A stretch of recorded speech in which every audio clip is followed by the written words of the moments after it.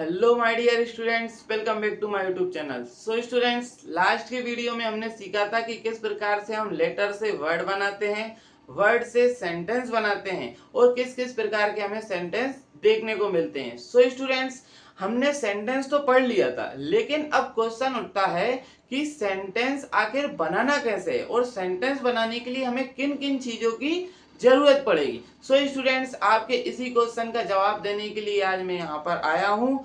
तो वीडियो को एंड तक देखना और वीडियो के एंड तक आप बिल्कुल समझ जाओगे कि किस प्रकार से हमें सेंटेंस बनाना है, उसका सही रूल क्या होता है और सेंटेंस बनाने के लिए हमें किन किन चीजों की जरूरत पड़ती है। तो वीडियो को एंड तक देखना। आइए स्टूडेंट्स, स्टार्ट करते हैं आज का वीडियो। सो स्टूडेंट्स, हमारा जो सेंटेंस होता है उसमें सबसे पहले आता है हमारा सब्जेक्ट। सेंटेंस का जो स्ट्रक्चर होता है उसमें सबसे पहले हमें जरूरत पड़ती है सब्जेक्ट की। अब सब्जेक्ट क्या होता है? सब्जेक्ट मतलब होता है डूअर, मतलब काम को करने वाला। सेंटेंस में जिस भी व्यक्ति की बात हो रही है वो होता है हमारा सब्जेक्ट। मैं बोल रहा हूं कि राहुल क्रिकेट खेल रहा है, तो क्रिकेट कौन खेल रहा है? राहुल खेल रहा है, तो राहुल हुआ सब्जेक्ट। मैं बोल रहा हूं कि राहुल बहुत ही अमीर व्यक्ति है, तो सेंटेंस में किस व्यक्ति के बारे में बात हो रही है? राहुल के बारे में हो रही है, तो सब्जेक्ट कौन है? राहुल है। तो ये होता है हमारा सब्जेक्ट। अब बढ़ते हैं आगे। देखिए स्टूडेंट्स, सब्जेक्ट की बात हो जाती है, सब्जेक्ट सबसे पहले आता है सेंटेंस में, उसके बाद बाकी सेंटेंस में जो भी कुछ रहता है वो सारा होता है हमारा प्रेडिकेट। क्या होता है? प्रेडिकेट। सब्जेक्ट हो गया, सब्जेक्ट के बाद सेंटेंस में जो भी कुछ आएगा वो होता है प्रेडिकेट। अब प्रेडिकेट क्या होता है? Information about subject. प्रेडिकेट मतलब होता है इंफॉर्मेशन अबाउट सब्जेक्ट, मतलब सब्जेक्ट के बारे में जानकारी। अब प्रेडिकेट में हमें क्या मिलता है? जो सब्जेक्ट होता है उसके बारे में अधिक जानकारी मिलती है हमें। ठीक है। अब देखिए, प्रेडिकेट के कुछ भाग होते हैं, उन्हें अलग अलग हिस्सों में बांटा गया है। आइए अब वो देखते हैं। प्रेडिकेट में सबसे पहले आती है वर्ब। क्या आती है? वर्ब। अब वर्ब क्या होती है? वर्ब मतलब होता है काम।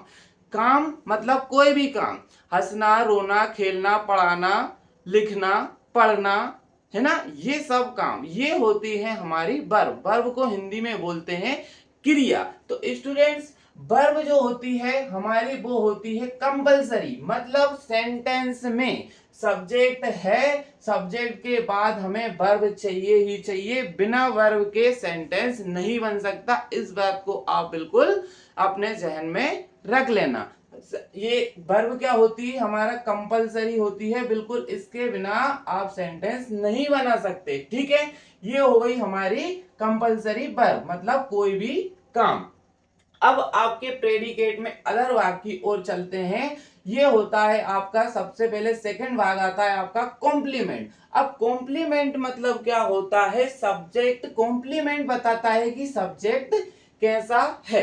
एक बात याद रखना, ये वर्ब आपकी कंपलसरी होती है। इसके बाद आपके ये तीनों पार्ट्स जो होते हैं ये आपके ऑप्शनल होते हैं। आप इसको सेंटेंस में लगाना चाहें तो लगाएं और ना लगाएं तो भी चलेगा, वो तब भी सेंटेंस कहलाएगा, लेकिन बिना वर्ब के आप सेंटेंस नहीं बना सकते। तो हम बात कर रहे थे कॉम्प्लीमेंट की। कॉम्प्लीमेंट क्या होता है? कॉम्प्लीमेंट मतलब सब्जेक्ट कैसा है, मतलब जो सब्जेक्ट के हम बारे में बात कर रहे हैं वो है कैसा। वो अमीर है, वो गरीब है, वो ईमानदार है ना, तो वो शादीशुदा है या फिर वो हेल्दी है। तो ये जो वर्ड होते हैं, rich, poor, healthy, helpless, married, ये होते हैं आपके कॉम्प्लीमेंट। कॉम्प्लीमेंट मतलब जो सब्जेक्ट के बारे में जानकारी दे रहे हैं कि सब्जेक्ट आखिर है कैसा, ये होता है, इसको बोलते हैं हम कॉम्प्लीमेंट। ये आपका ऑप्शनल होता है, आप इसको लगाएं या ना लगाएं। यहां तक आप समझ गए होंगे। इसके बाद चलते हैं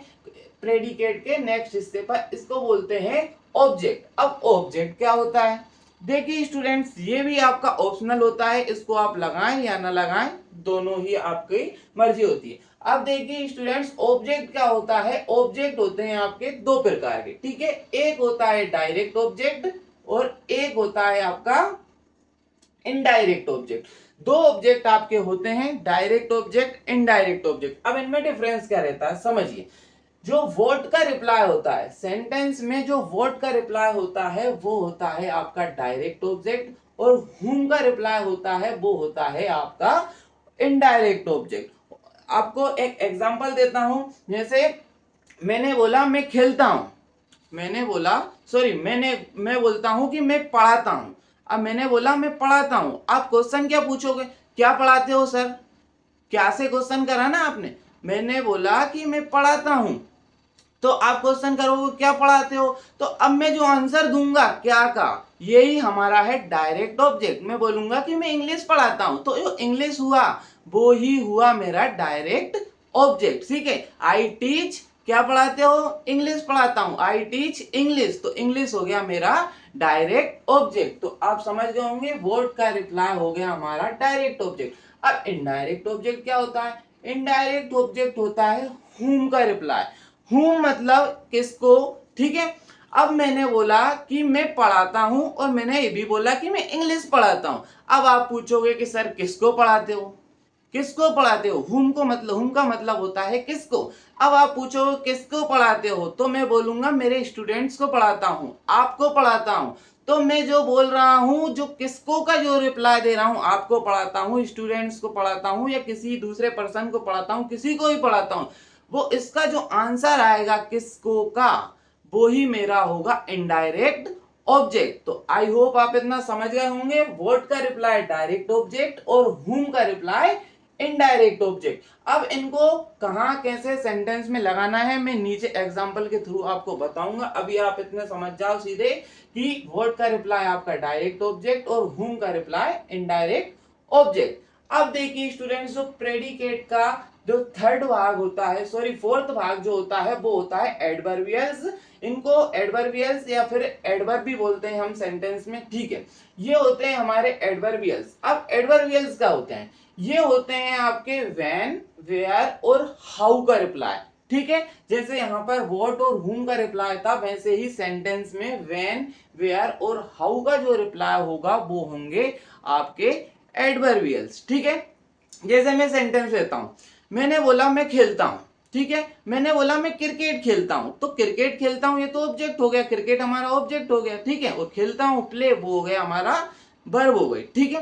अब आप बोलोगे मैंने बोला मैं क्रिकेट खेलता हूं, आप बोलोगे सर कब खेलते हो, सुबह खेलते हो, दिन में खेलते हो, रात में खेलते हो, कि दिन भर खेलते रहते हो, ठीक है।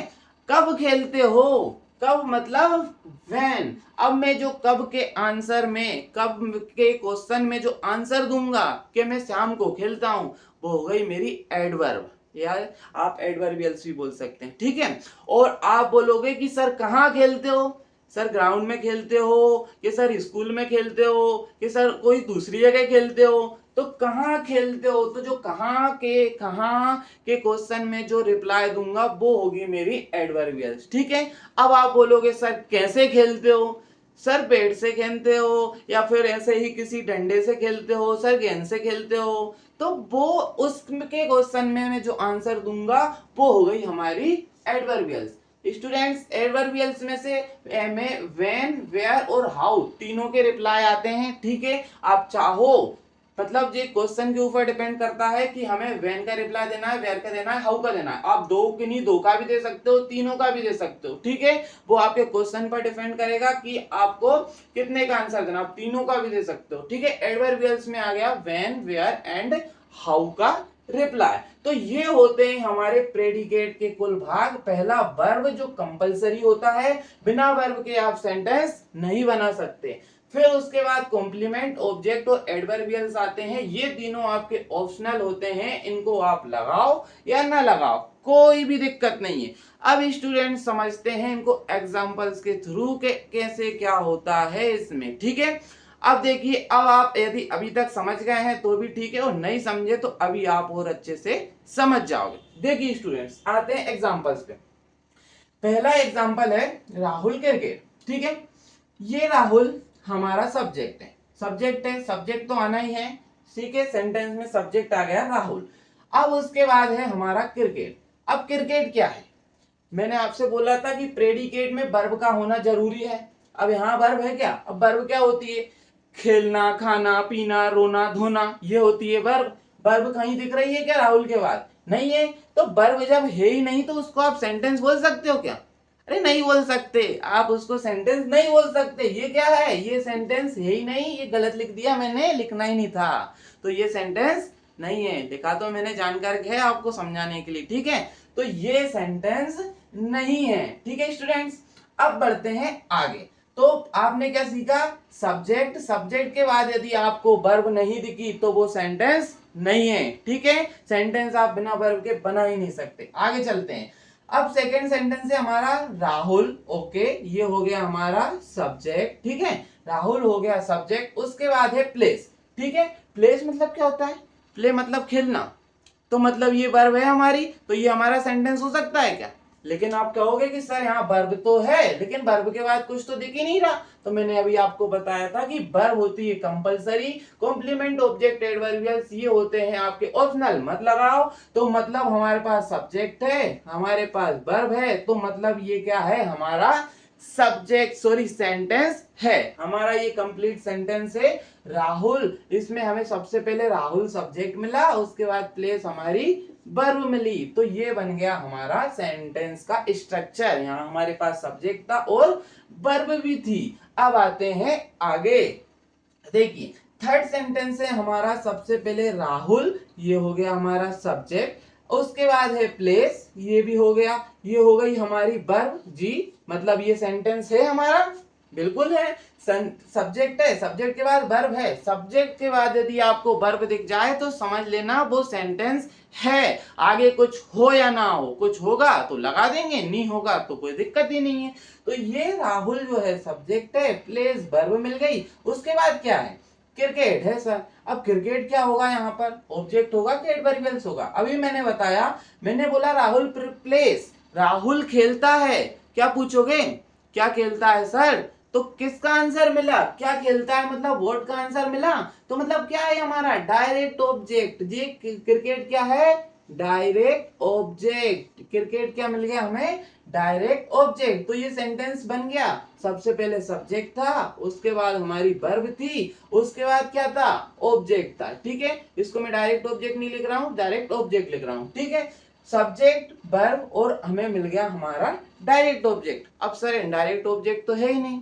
तो अब आते हैं उसी सेंटेंस पर। आपको दोनों भी, सॉरी अभी एक सेंटेंस ये है आपका कॉम्प्लीमेंट वाला, राहुल है, ओके, सब्जेक्ट मिल गया। उसके बाद इज है, ये क्या है। अब आप कहोगे कि ये वर्ब नहीं है स्टूडेंट्स, ये वर्ब ही है। ये एक वर्ब होती है बी, उसी की ये फॉर्म है इज।